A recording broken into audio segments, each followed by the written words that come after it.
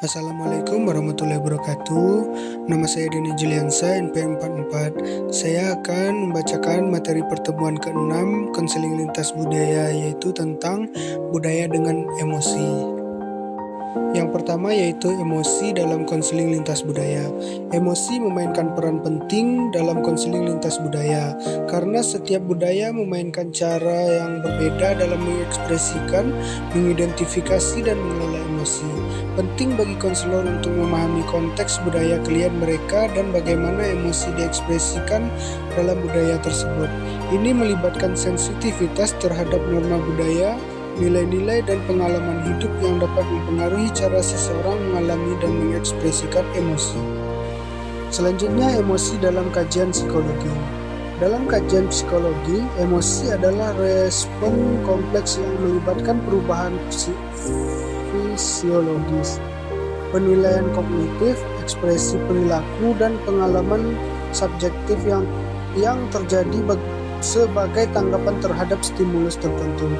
Emosi memiliki banyak dimensi, termasuk intensitas, durasi, dan beragamnya jenis seperti sukacita, kesedihan, kemarahan, takut, dan banyak lagi.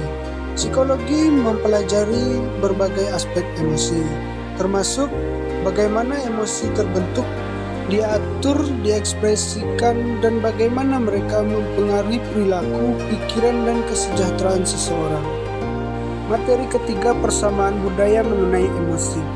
Meskipun setiap budaya memiliki cara yang unik dalam mengekspresikan dan mengelola emosi, terdapat beberapa persamaan budaya yang umum terkait dengan emosi.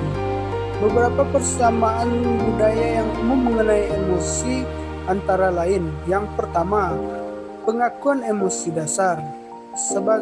Sebagian besar budaya mengakui emosi dasar seperti sukacita, kesedihan, kemarahan, takut, dan jijik. Yang kedua, ekspresi emosi. Meskipun cara ekspresi emosi dapat bervariasi, banyak budaya memiliki pola ekspresi yang umum terkait dengan ekspresi wajah, gerakan tubuh, dan intonasi suara yang mengekspresikan emosi tertentu. Yang ketiga, nilai emosi positif. Banyak budaya menghargai emosi positif seperti sukacita dan kasih sayang, dan mengajarkan cara-cara untuk memupuk emosi positif dalam kehidupan sehari-hari. Yang keempat, peran sosial emosi. Emosi seringkali memainkan peran penting dalam interaksi sosial dan hubungan antar pribadi di berbagai budaya, seperti rasa hormat, empati, dan dukungan sosial. Yang keempat, budaya dan gender. Budaya dan gender saling terkait dan mempengaruhi satu sama lain dalam berbagai cara. Beberapa hal yang perlu diperhatikan tentang hubungan antar budaya dan gender meliputi: yang pertama, peran gender. Budaya memainkan peran besar dalam menentukan peran gender yang dianggap pantas atau diharapkan dalam masyarakat. Norma-norma budaya dapat mempengaruhi harapan terhadap perilaku, pekerjaan, dan tanggung jawab sosial bagi individu berdasarkan jenis kelamin mereka. Kedua, ekspresi gender.